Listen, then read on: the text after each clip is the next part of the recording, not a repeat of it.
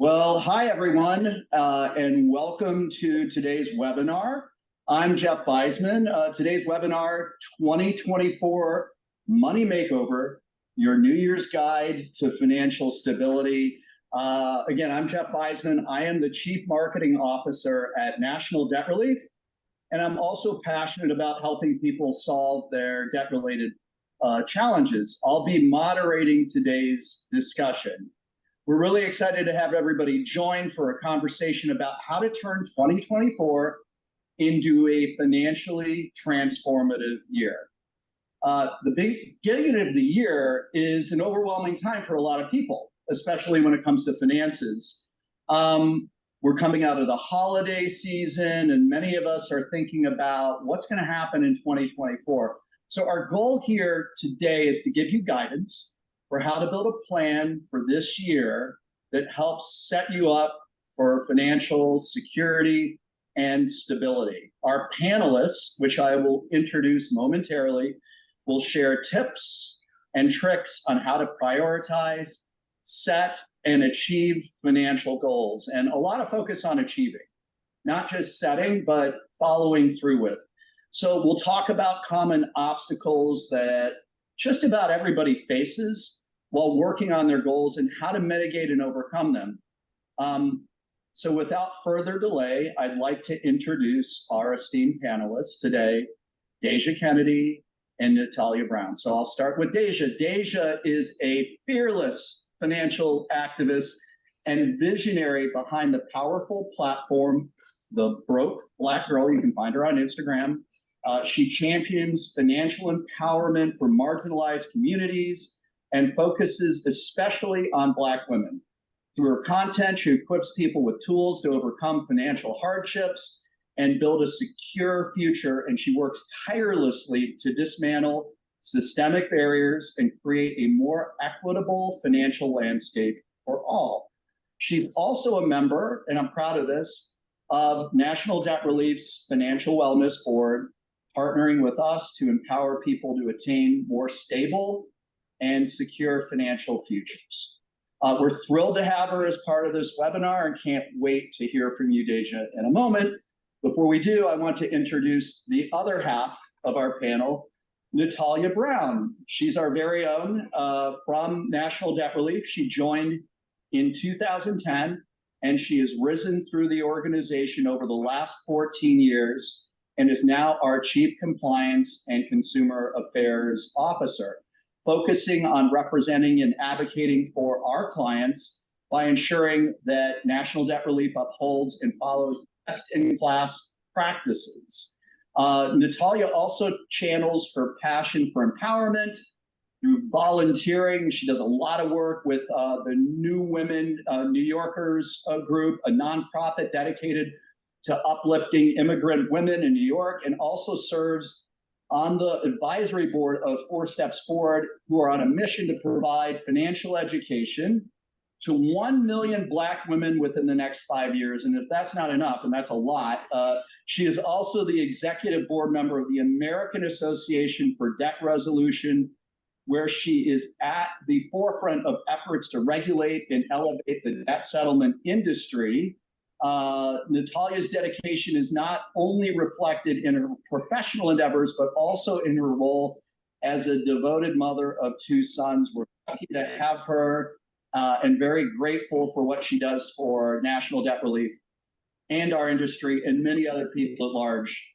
One more programming note before we kind of dive in here.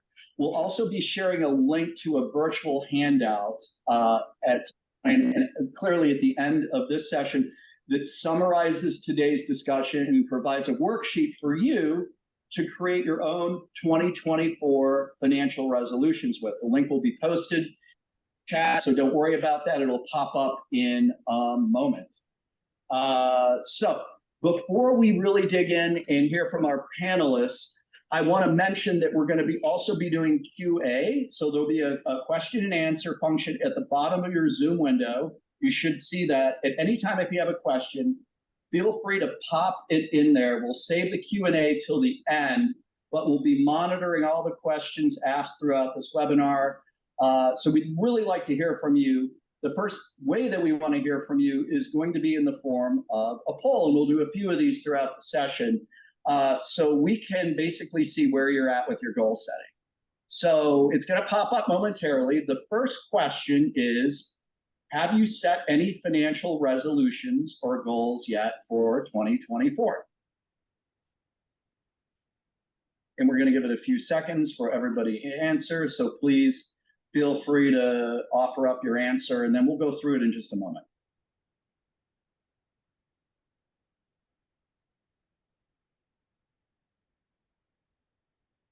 Just trying to make sure that the poll is actually showing, and give it another moment here.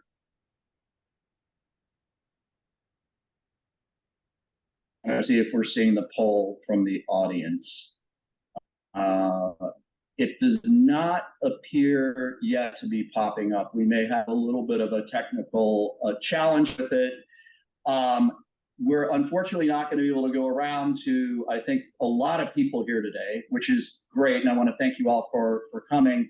But, you know, in your head, here it comes. Okay, let's see. Now we're getting results. Here we go. All right. Thank you guys so much for weighing in. We're going to wait a moment for the results. We're getting a lot of input, so thank you all. Give it a few more seconds. Okay. So still a few votes kind of coming in. This is actually good news. A lot of you so far have said that you have. So that's great. So I think we're going to be able to guide the conversation. You've set some goals, and now we're going to work on them together. Some people have not, and so about 75% have. A few of you have not done it yet, and about 21% say not yet, but I'm planning on it. So that's great. So I think this hopefully is a good launching pad for those of you that either haven't or are planning on it to go ahead and put that into action. So thank you all for sharing your thoughts on this. All right. So I'm going to kick it over to Natalia first. Natalia, I would love it if you could frame up for everyone why goal setting is so important. Absolutely, Jeff. It's so important because, one, it's really good to see that a lot of people are already planning for this, and I have a statistic that's really going to line up with that as well.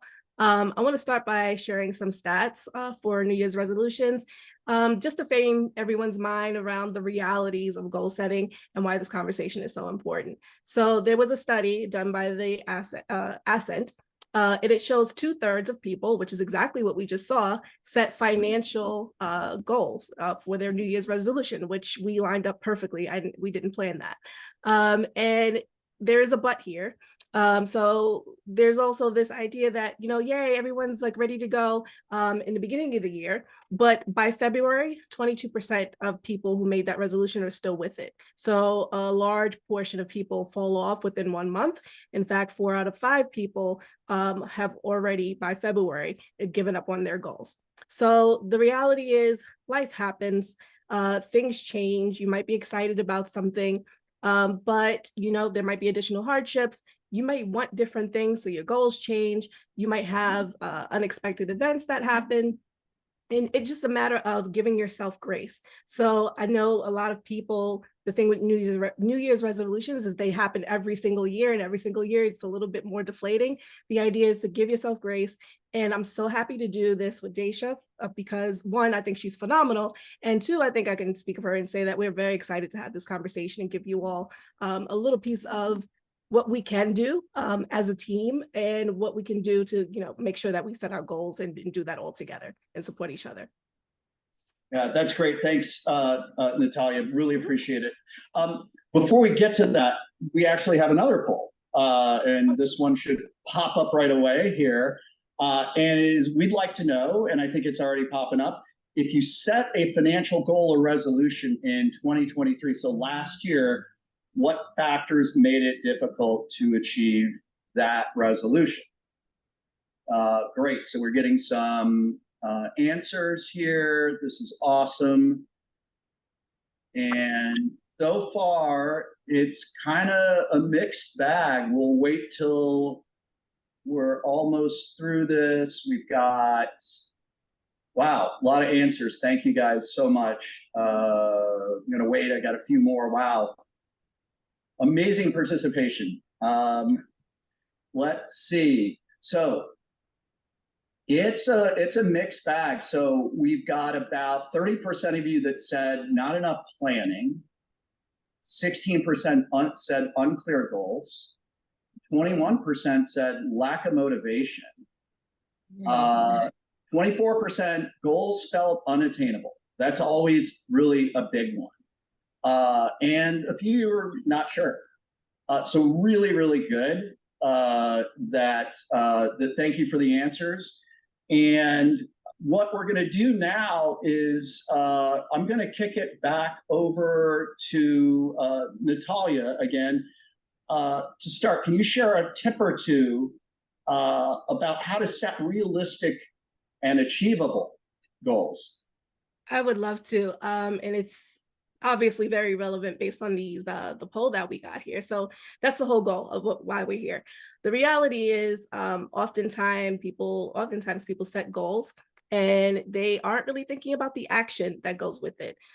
So to drive some practical tips, I want to make sure that everybody understands that words absolutely matter. So it depends on the first step is making sure that you're positive about these goals and making sure that they are approach orientated.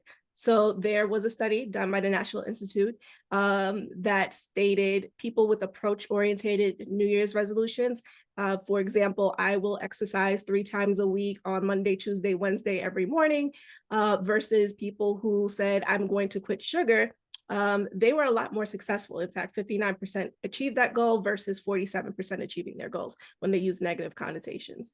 So this approach of what you can do when you positively think about your goals is hugely important.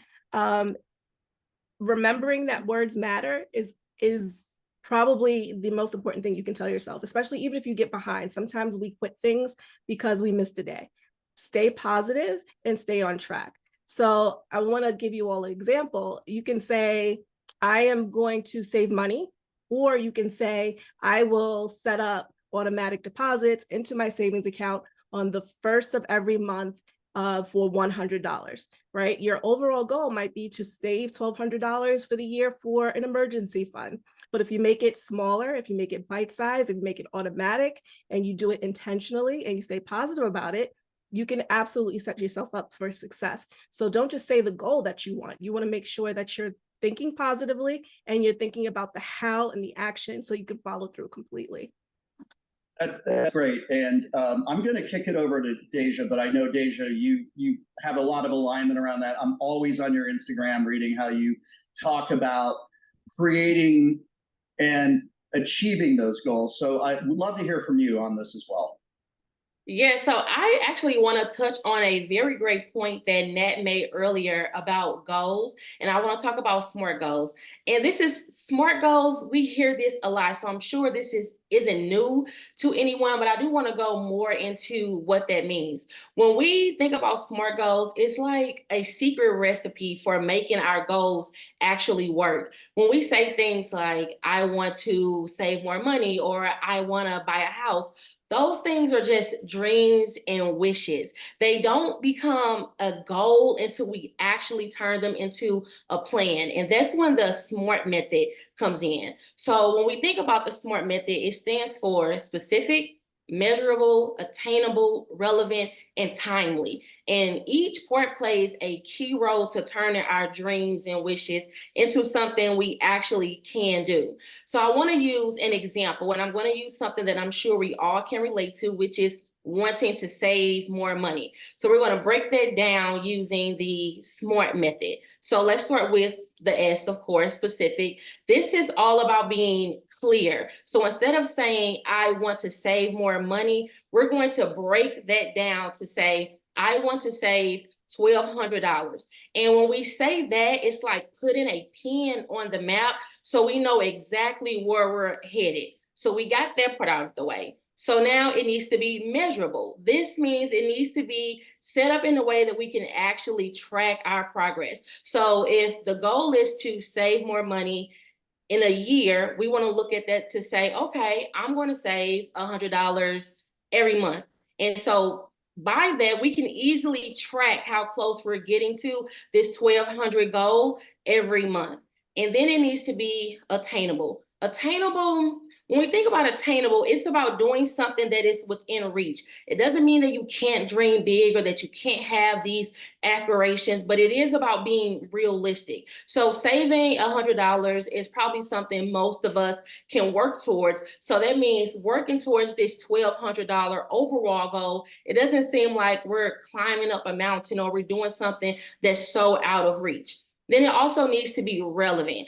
Relevant means this goals need to fit within our bigger picture. So if saving $1,200 is something that's going to put us a step closer to saving more money, building an emergency fund, or whatever the goal is, that goal now becomes relevant to our bigger picture. And lastly, it needs to be timely. Timely is all about putting a time frame on it. So it's not just saying, I want to save more money, or I'm going to save $1,200 someday. It's saying I'm going to save $1,200 by the end of the year. It gives it a clear deadline and something for us to work towards. So by breaking the original goal from just, I want to save more money, we've broken it down using the SMART method. Now we can turn a goal that was more like a one day, I don't really know when I'm going to do this. Now we just put an actual plan to get it done by the end of the year. I love it, and it's a tried and true practice, right, Dasha? This really is effective and works for people. And I want to loop back to one thing that Natalia also said, which is affording yourself some grace too. You know, that's really important with any kind of goal setting. You may not be 100% compliant. Forgive yourself, get back on, and go forward, right, guys? Awesome. All right. Thank you so much. We are going to turn to another poll. Surprise. So the third one is, what's your main financial goal focus for 2024? And we're getting some results here. A lot of you so far are talking about what so many Americans are dealing with right now, and that is a debt challenge. And we're going to hit that one head on in a little bit. We'll hit on a lot of other things that absolutely tied to some of the other responses here, like budgeting, saving money, etc. So we're still waiting. Wow, we got amazing participation again. So let me go through this real quick, and then we will turn it back over to Dasha in a minute first to talk about this. So about 18% of you would like to save more money. 13% want to be able to better budget, which again, I think is tied to these other things. So that's great. Some of you really want to start on the path to investing, prioritizing your financial education. All these things are kind of tied together. They're clearly relationships. And then more than half, 57%, focusing on paying off debt. And I hear you, and we're going to get into that momentarily. And then a couple of responses about other things. So great, Dasha, I'll bring it back to you. Let's share some more tips for creating a plan towards financial stability, and maybe hitting on some of those specifics. And we'll get to Natalia, you too, because we'll cover this on debt, and maybe on budgeting and saving more money, because those are really the top three, with the overwhelming majority being paying off debt. Yeah, so before we go into exactly what we can do for some of the things that was mentioned, because I definitely want to touch on paying off debt, because I have some tips for that, since that was the top one. I think it's important for us to first clarify exactly what financial stability is. So really understanding that. So when we think of creating a plan for financial stability, it's about managing our money in a way that covers our current needs and future goals. It's not always about having more money, which I know that usually drives the conversation when we are talking about financial stability, but it also is about knowing how to effectively distribute, save, and grow your finances. So just looking at the poll and seeing that debt was the #1 answer, what I think the very first thing that we should consider when we are wanting to focus on paying off debt is awareness. Awareness is the first step to managing debt. So I think a very good place to start is by understanding exactly who and what you owe. An example of that could look like listing out all of the debts, making small, consistent payments. And I know Nat will go more into details about that later, but that was definitely something that I wanted to highlight because we all want to, of course, focus on debt, but I think awareness is key and just having a clear idea of exactly what is going on. And just to touch on some of the other things that was mentioned on the poll, saving more money. A good tip around saving more money could be focusing on consistency and building the habit of saving money. It's less about the amount and more about how often we are doing it. And I know that when we're talking about saving money, a lot of people get caught up on not having a large amount to save. Well, I always tell my audience, even if you focus on $1 per day, at the end of the year, that's an extra $365. And I'm sure if we ask anyone on December 31st, would they love an additional $365? The answer would be yes. So it's less about the amount and more so about the consistency. When we think about budgeting, start with a flexible budget. I see a lot of times when people are wanting to focus more on budgeting, they make it extremely restrictive. They cut out all of the fun and all of the exciting parts. You don't have to do that. You are completely in control of your budget because it's your opportunity for you to tell your money where to go and what to do. So I always recommend creating a simple budget when you are first starting out, focusing more on tracking your income and your expenses. So a lot of people also are interested in investing.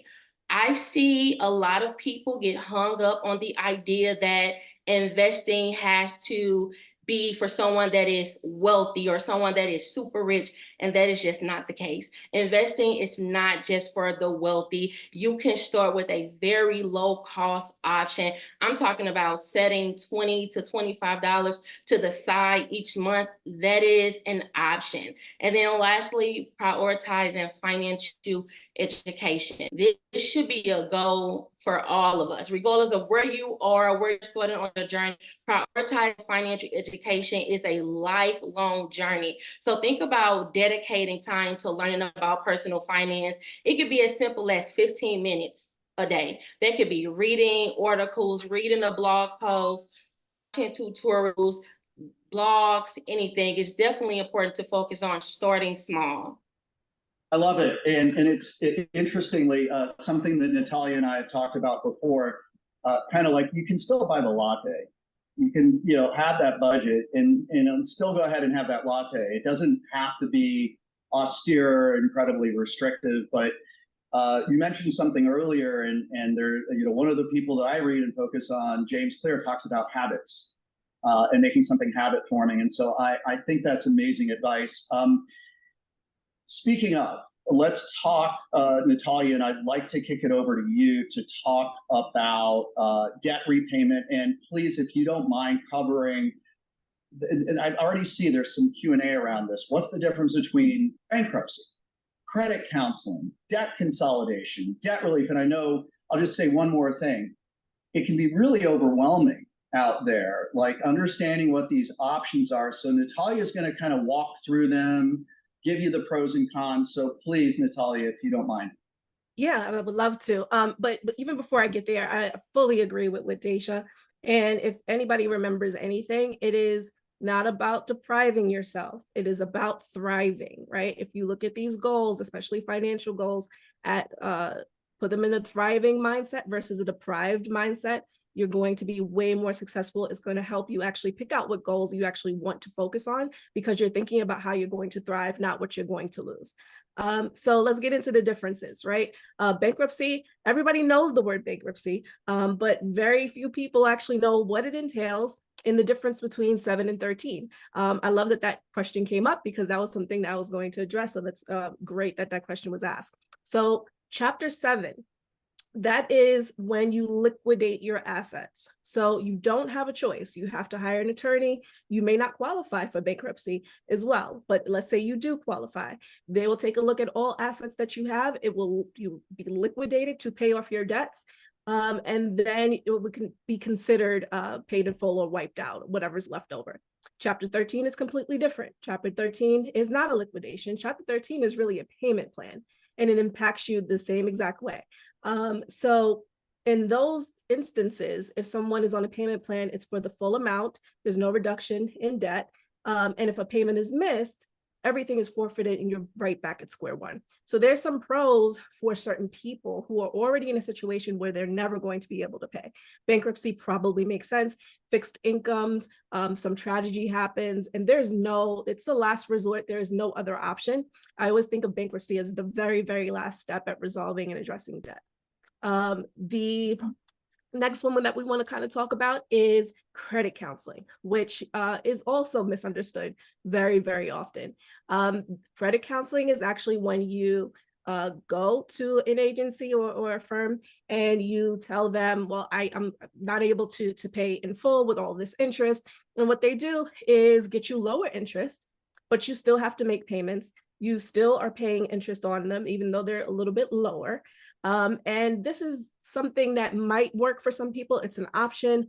Generally, it's for people who want to have an education in financial literacy, because it is a part of those programs. It's required when you go into credit counseling to get some financial education. There is an impact to credit scores, so that might be something that some people might want to avoid.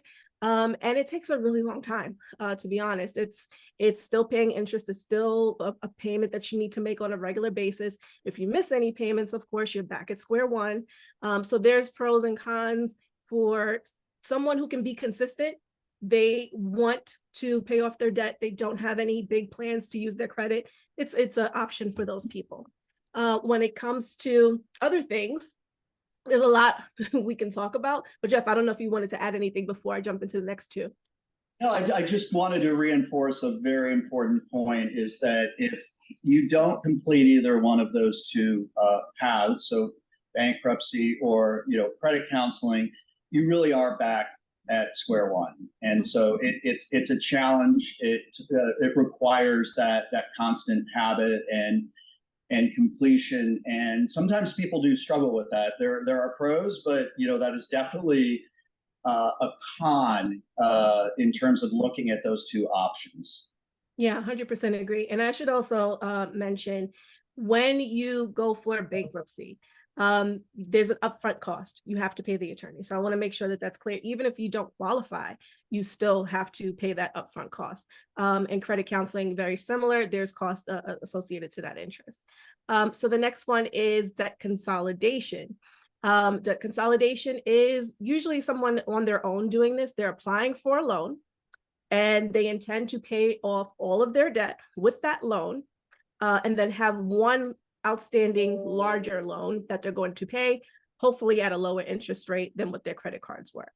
That usually goes well for people who have stable income. It's hugely important. The point of doing a consolidation loan is not to take out more credit. It is to get rid of that debt and make it part of your plan to use that consolidation loan to pay down all of your debt and not incur more. So sometimes people take that option and don't realize, and then they're still using their credit cards, right? Now you're back at square one because you still have a payment on your consolidation loan, and now you're paying credit cards as well. Now you're double dipping, and it's not financially healthy. So you want to be really mindful of why that might be an option for you or not. Those are for people who absolutely have the income to handle it, and it's a long-term situation depending on what those loan terms are going to be. And one thing I always caution people to do is to make sure that interest makes sense. Are you going to end up paying more with that loan on that interest rate versus paying down your debt on your own through regular payments? The other pro, I would say, is instead of paying 10 credit cards, you just have to pay one loan, right? So sometimes keeping track of everything is just not the easiest thing in the world. And then there is debt relief or debt resolution. So this one is a pro because it's actually the only option that reduces the amount that you owe. So you get a reduction, and it's the only option that gives a reduction. And it is actually faster than paying minimum payments. And typically we can, especially when we move into collections, we can be an advocate, or debt relief companies can be an advocate for the consumer, where calls can be redirected to the organization versus to the consumer. There is an impact to credit. We usually say, if you're going to go for debt resolution, it makes a lot more sense where you're already in a situation where your credit has been impacted by poor payments, or you know that your credit is going to be impacted in the near future. So again, life happens. So it might be that your household went from 2 incomes to 1 income. You have stability, but you don't have the income that was coming in before. So you're looking to resolve your debts a little bit faster than the other 3 options. And it's probably not impacting you in any way. You're not looking to buy a home tomorrow. You're looking to financially take care of your debts. The recovery on a debt resolution program typically is a lot faster than any of the other options. Bankruptcy, both of them will be on the credit report for 7 years. It will take forever for you to rebuild your credit. This is one of the faster options when you do debt resolution, to quickly rebuild your credit once you've settled all your debts. So you all know Jeff and I are from National Debt Relief, but I don't want to necessarily talk about us. But if this is an option for you, I always say to do your homework, right? Look at the Better Business Bureau website. Look at who's accredited. Make sure that you're going to get some education. Make sure that there's a customizable plan. Make sure that you get a free consultation. Make sure that you don't have any upfront fees whatsoever. You want to do your homework, and you want to look for the best in class. National Debt Relief is an example of best in class, but you always want to make sure that you do your homework regardless of what option you pick. If you're doing bankruptcy, make sure you get the best attorney if that's what you want to do. If you're doing credit counseling, make sure you do your homework and you look at review sites and see what other consumers have gone through. So do your homework. I can say that we are an option for you, and if you want to have a free consultation, you can, and you should do your homework before you even do that as well. Yeah, and I think to your point, Natalia, that was awesome, by the way. It's understanding what your options are and what's going to be the best fit for you at this point, because everything has pros and also cons, but what's important is that it's on the radar for you as a consumer if you're challenged, trying to figure out how to solve your debt problem. And so that was, I think, an amazing education around each of the 4 areas that you could potentially explore. So what I'd really like to do is, I think we're going to close out that discussion with some more Q&A covering some common pitfalls and ways to avoid them. So I'm going to ask, I think we're going to start with you, Dasha, and have you get into that. And then we will ask if you have any other comments or feedback, Natalia, and then we're going to do some Q&A. So some open Q&A. So that should be really, really fun. All right. Yeah, so earlier we touched on the fact that a lot of people set goals and resolutions for the new year, but the reality of it is that many people find it very difficult to stick with them. So I definitely want to share some of the common obstacles and some solutions that we can consider as we go forward with setting our goals for 2024. So one of the common pitfalls that I see a lot is setting vague goals, like we talked about earlier, like I just want to save money without any clear targets. So a solution to that would be being more specific, creating goals that we can track and measure. Again, like we talked about earlier, I want to save more money could turn into I want to save $50 from each paycheck. Another pitfall that I see is being inconsistent with tracking our expenses or just tracking our progress altogether. So that's not regularly monitoring our spending or our saving progress. A good solution for that would be to use tracking systems like a spreadsheet or a basic finance app so that you can keep tabs on everything that you have going on. Another one would be unrealistic expectations. So sometimes we set overly ambitious goals that aren't achievable with our current budget. And again, this does not mean that you cannot dream big or have aspirations, but it is important to be realistic and practical with what you can do so that you can start achieving some of your goals. So that would be a good solution. Setting realistic goals based on your income and expenses, and also be willing to adjust them as needed. Another pitfall would be impulsive spending. This is something that I struggle with for a very long time. So giving into spontaneous purchases that completely derail your budget. A good solution for this, and this actually works for me, was just creating a waiting period rule between big purchases to help limit the impulse. Giving yourself a few days to decide if this is even something that you want. More often than not, you're probably going to realize that you don't want to spend your money on that. Another pitfall was neglecting debt. Of course, this is something we've talked about a lot, but ignoring debts and only making the minimum payments. Of course, if that is all that you can do, that's always good, but just prioritizing our debts, focusing on some of the high interest ones. And even if you can only make small payments or focus on the minimum amounts, that's still good, but just having a plan in place to do more if you can. And lastly, one of the common pitfalls would be lack of financial education. I know that it can seem overwhelming when you're trying to understand money management. There's a ton of information online, but again, I would say this goes back to dedicating time each week to learning more about finances and asking questions, asking for help. I love it. You know, Deja, I got to tell you that waiting period tip is super cool, because the way it usually works for people is like, I want it, I get the dopamine hit right away when I buy it, and then it's like, I bought it. Now I have to deal with it. But that feels like a really like easy to implement. And we talked about achievable like tips and strategies. That one feels like great. Everyone should take that one and like run with it. So I really appreciate it. I think we're kind of at the end of this part, but what we're going to do is get into question and answer. And what I'm hearing is we got some awesome questions. We got a lot of people that have hung out through to this point. So really appreciate it. We got hundreds of people here. So we'll try to get through as many as we possibly can. First question, and I'm going to let Natalia and Dasha fight over who's going to answer this one. Can you talk about student loans a bit? Couple of areas to cover. What type of student loans does National Debt Relief help with? I think that's probably you, Natalia.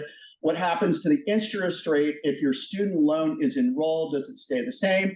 What if a school closed and the graduate couldn't find a job? Can that loan be excused? So I'll go back through these. You know, that was a lot to probably remember. So if you want to handle the first part, which was types of student loans that NDR can help with. Sure. So there is almost nothing anyone can do with a federal student loan. The only way to do anything with a federal student loan is to work with the government. So you have to go through your provider and find out what those options are. National Debt Relief can take private student loans. So that's no different than like a loan that you apply for and you used it towards school. There are student loans that are privately given to students. Those we can take. When it comes to, I think it was a question about interest, right, Jeff?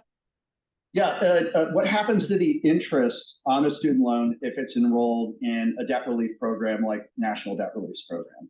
So interest continues, whether it's a student loan or a credit card, if that credit card has not been charged off. So I'll explain what charged off is. There is a period for all creditors between 180 to 210 days where it's still on your revolving credit line, it's still on your credit report. You are now just getting late payments, right? At some point, the creditor makes a decision and says, we're no longer going to keep this open. We're closing the card. You can't charge anything on it anymore. So it's charged off. So you no longer have access to that credit limit, but you still owe that debt. And that's where interest typically stops. So it depends on when you come into the program, at what delinquency stage it's in, on whether or not it's accruing interest or not. Everybody's situation is completely different, and they have different loans. It might be different providers. So that's why I always say, you know, if you're looking for debt resolution, make sure that you're looking at a company that gives you options and customizes towards your specific needs, because I can give you a general answer, but whoever asked this question, you need a detailed explanation of your current situation. Yeah, and the last part of that one, this one may be a little tricky. What if a school closed and the graduate couldn't find a job? Can that be excused? If it's a federal loan, that is something you can go and look into. I know there's lots of student loans being discharged. There are some schools who got into trouble for, you know, not promising a job afterwards and not placing people. So some of those are put under fraud, and people who were impacted did have some of their loans wiped out. So it really depends on that situation. If you were in that situation, you probably should have been contacted, but you'll have to do more research on the federal website to find out if that is something that can be wiped out. Great, thank you. All right, so next question, and we'll try to move through as many of these as we can, folks. Can you talk more about the impact of debt settlement options to your credit? And specifically, how long does it take to rebuild your credit after joining? And I think there's a really good answer around that one, Natalia. So I'll probably let you take that one too. Sure. So it depends on your delinquency stage, right? Where you came in. What I can say, typically of our customers after graduation, most of them see a recovery in their credit score by, I think it's 40 to 60 points, and then you continue to rebuild. What is really important is in our program, it's 24 to 48 months. It is a lot faster. You can get to the point of rebuilding a lot faster, and it's happening during the program. So after you get a debt settled, you get a little improvement and so on and so forth until you're completely out of debt. So there's a gradual, there might be an initial dip, and then there's a gradual increase. So by the time you graduate the program, you're probably at the same or a little bit better than you were, and then you'll continue to rebuild your credit. Someone asked as well, what was in comparison to bankruptcy? Again, 7 years in bankruptcy, you're not taking out any additional credit. You do not have access to trade lines, but with debt resolution, debt settlement, you can pretty typically within a year. And I just wanted to offer up two other ways to kind of look at it. Credit score is a means to an end. It kind of gives you some buying power. If you're struggling with debt, you know, taking on more debt is probably not the best thing for you to do at that time. And the number one, or one of the top two factors that determines your credit score is actually how much debt you have relative to your credit. So if you're overly leveraged, you've got a lot of debt, your score, if it hasn't started to dip, it's more than likely going to do it because it's heavily weighted in how a score is determined. So the best advice that I think you'd share, both Dasha and Natalia, is to worry about your debt first. And then things kind of take care of themselves with your score, your credit score, as that debt gets resolved and things like that. Is that fair? Yeah, absolutely. Cool. All right. Let's see. Next question. Does National Debt Relief advise as to which direction to go is best? I'll probably let you. Is that me again? It's me. It's me. Yeah, seems like it. So yes, we actually do. So we have something called a suitability test. We do not take every single client that comes through our door because it's not appropriate to. The first thing that we'll do is take a look at what your current debt situation is, how much income you have. Are you able to make regular deposits, even though it's one deposit per month? Are you able to maintain your program? If you are not, let's say you do not have income, right? But you have debt, we would not accept you into the program. We would actually say you might want to speak to a bankruptcy attorney because you have no income coming in. Debt consolidation is not an option. If your credit score is already impacted, you're definitely not going to be able to get a consolidation loan. So now you're at that last option. So it really depends on where someone is, to be honest. Yep. Got it. Okay, great. We're going to switch it up now. Dasha, I think this one is all for you. Can you provide some quality financial education blog posts or resources or some tools for creating, storing, and tracking your SMART goals? And I'm just going to say this to start with, go check Dasha out on Instagram. That's a really good starting point. So please. Yeah, I mean, I was going to say that too. So thank you. Yeah. I would definitely I would say this before you get online, even before you go on my page, you have to have a made up mind as to what you're coming online looking for. Because what you're going to run into online is information overload. Because it's information on finance all over the place. Different people have different perspectives, different methods to doing things. So, first, for yourself, be clear on what it is that you're looking to learn before you start your search. And once you have done that, of course, go visit my page. But there are some websites that I think is very beneficial. These are actually some that I even still use to this day. We have Investopedia. They have a plethora of information online covering so many different topics on personal finance. We also have Bankrate and NerdWallet. I love the both of them because they are dedicated to gathering information that is fair, that is honest, and it covers so many different topics. It is a resource that I recommend to a lot of the people, a lot of my audience when they are wanting to learn different things or spend time reading extensive blogs. And when we think of things like apps and tracking apps, if you have a phone, you can go to the app store on your phone or anywhere and simply search financial tracking, budgeting apps, and there are going to be a ton because there's so many, and depending on what you're looking for, there is going to be a ton that comes up. And I say that, and it sounds so simple. And I want to say finding information online about personal finance, it actually is. Sometimes it's as simple as just searching the topic or the question, whatever it is that you're interested in learning more, just going to actually look for it, knowing what you are looking for, because the information is definitely out there. Yeah, and as a PSA, just keep tuning into our podcasts and webinars and things like that, and we'll cover many of these things too.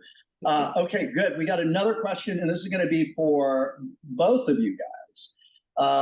How do you decide what to save for? The person that's asking says, I dip into my savings often, and I am retraining my brain to leave my savings alone. Challenging. I get it. So guys, please.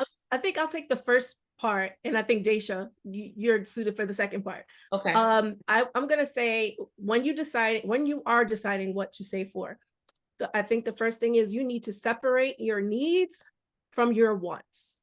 You need to figure out what your bare minimum needs are. Are those needs being met? Anything else is extra, right? That's extra for savings. That's extra for whatever goals that Dasha is going to talk about, whatever it is that you want to use. So the first step is really being honest with yourself. Do I need Starbucks every day? No. Do I want Starbucks? Yes. Do I have room in my budget for it? If you do, again, we don't want to deprive, we want to thrive. If that is meaningful for you, if that's part of your DNA, you do not have to give up the things that are most important for you, but you need to identify what those are. And then you have a very easy kind of rubric, yes and no. You put it in a yes column, this has to be paid for. In a no column, this is a maybe. And this is an absolute no, I can live without this. I don't even know why I'm spending money on it, right? So you really need to kind of get to that place first. And then you can take the next steps into finding out what your true goals are and what you want to actually put your money towards. So I'll pitch it over to you, Tasha.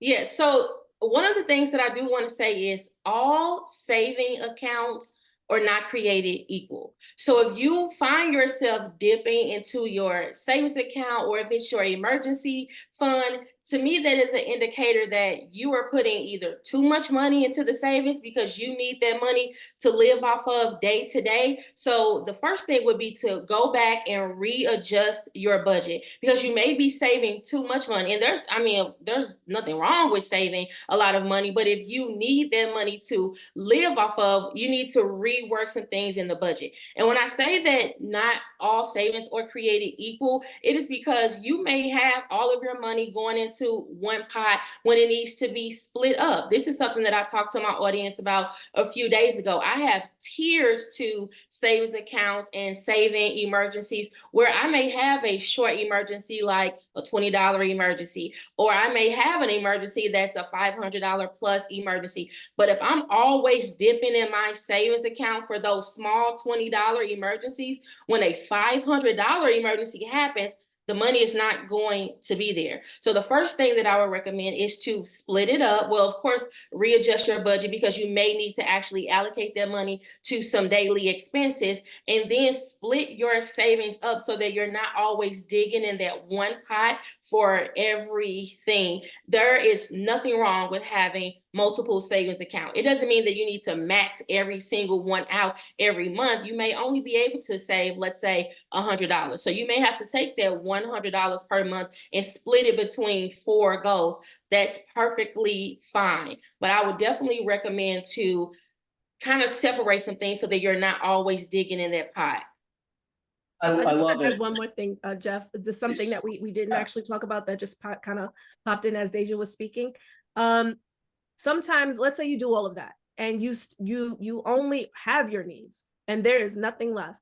What I often tell people is, especially some of the immigrant women that I've worked with, is you have natural talents. There are things that you do every single day that you can monetize.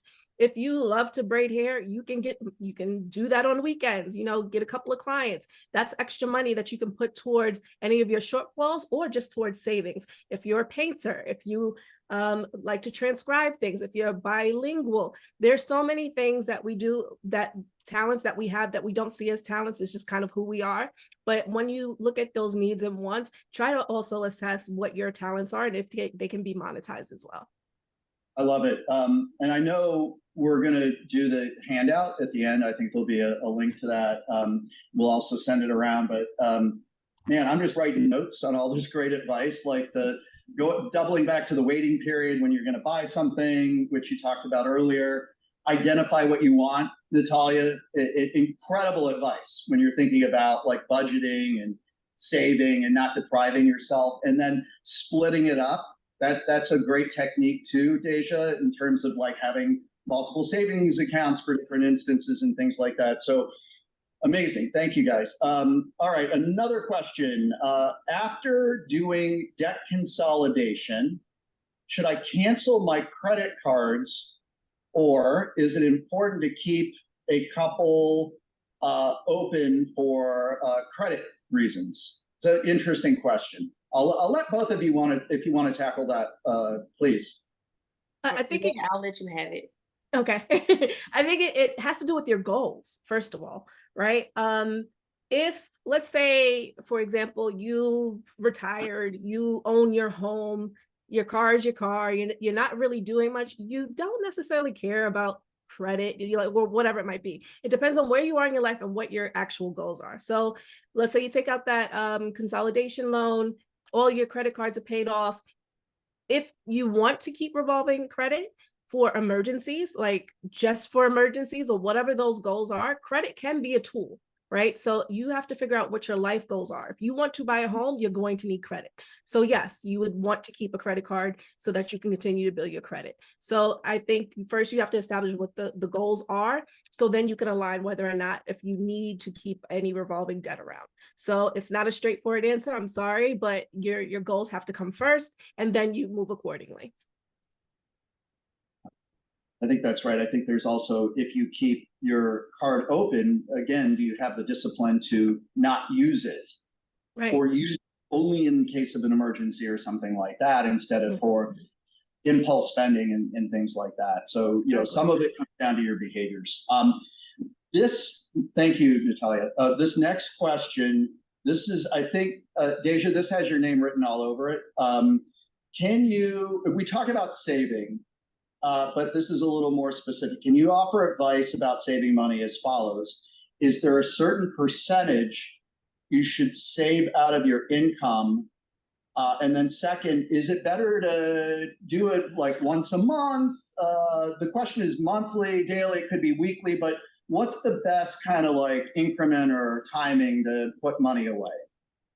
So this is going to be a very unique answer because I am not someone who is stuck on percentages, like hard percentages, because it's going to look different for everyone. I can say 20%, which is commonly what we would hear, and that will seem out of this world to someone else to even imagine putting to the side 20% of their income every month without having to use their money to live off of. So we're not going to look at percentages. So what we are going to focus on is when it comes to saving money, it is about consistency, building the habit of saving money. And we talked about this earlier.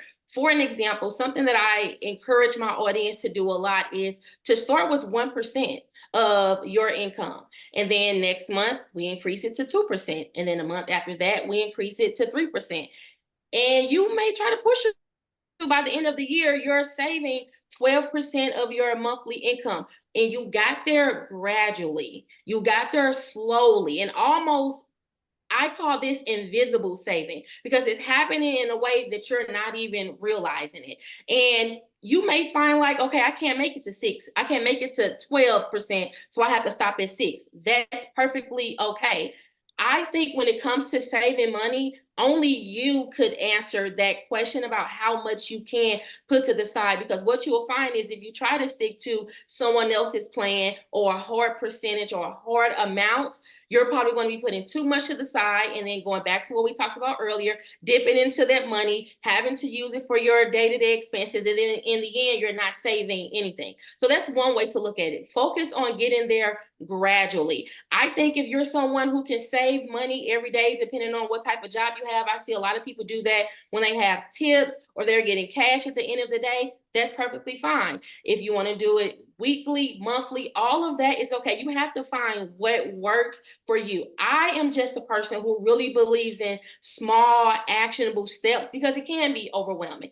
I want to live off of all of my money. That's how I used to think about it. I didn't want to save anything because I felt like I worked for my money. I want to spend it now. So I had to figure out a way to do it gradually, to take the money to the side and put it to the side where it didn't offset my quality of life day to day. So that's how I would encourage you to look at it. It's almost like if you're making $50,000 a year and you have a goal to save 2,000, you imagine you're making 48,000, right? And that was like not there or part of the equation, at least that part of the equation. Okay, cool. We have one last question and then I'll close. So Nat, if you could handle this relatively quickly, could you quickly discuss the types of debts that National Debt Relief works with? And is there an option to pay early? In other words, accelerate that payment plan to get those debts paid off? Sure. So National Debt Relief handles unsecured debt only. And for those who may not know, unsecured, it means there's no collateral attached. Secured means that there's something attached to it. So like a mortgage is a secured loan. A car loan is a secured loan because the car is the property attached to that loan. So anything that does not have an asset attached can be enrolled into the program. A medical debt can be enrolled into the program. We talked about the private student loans can be enrolled into the program if an asset has been repossessed. So there are some car loans that we'll take if the car is no longer in your possession. So sometimes you have a balance and the car is repossessed. It's offset when it's sold, but there's still a balance left. We'll take that. So that is generally what we take.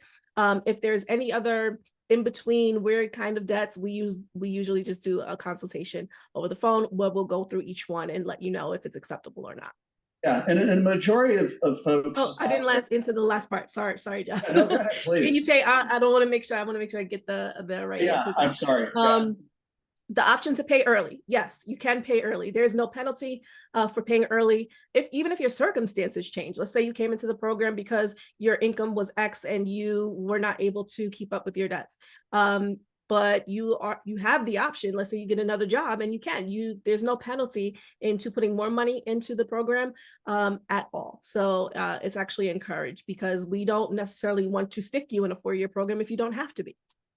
Yeah, that's great. And just to put a finer point on that, a majority of I think most people are struggling with credit card debt. That's a majority of what you see out there. And that is probably the most classic example of revolving or unsecured debt, right? You've got a line with a credit card company and it's maxed out, and those are things that most debt resolution, debt relief companies handle every single day. Lots and lots of those. So I'm going to say three more things.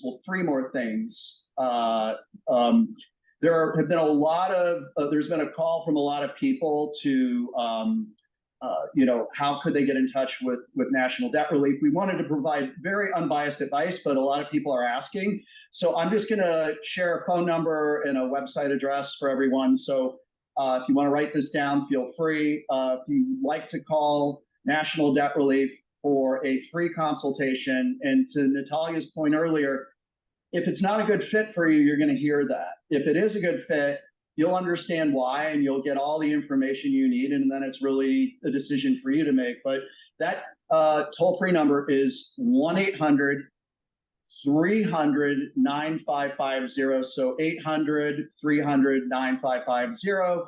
Or you could just go online if you want. It's www.nationaldebtrelief.com. No commas, dashes, or anything like that, just nationaldebtrelief.com. So those are ways you can get in touch with National Debt Relief. And obviously, like I said, you can visit Dasha on Instagram for all kinds of other good advice. And then two other things. I believe a link is already there or will be there for this digital piece of collateral that's kind of advice on how to set your goals and achieve them. It should be complementary to what we just discussed. And the last thing is, I want to thank Natalia and I want to thank Dasha for hanging out for an hour and putting up with me. And I also want to thank everybody that's here. We had hundreds of people. And so that's very meaningful to us from the bottom of our hearts. Thank you guys for tuning in, and hopefully we'll see you again soon. Hi, everyone.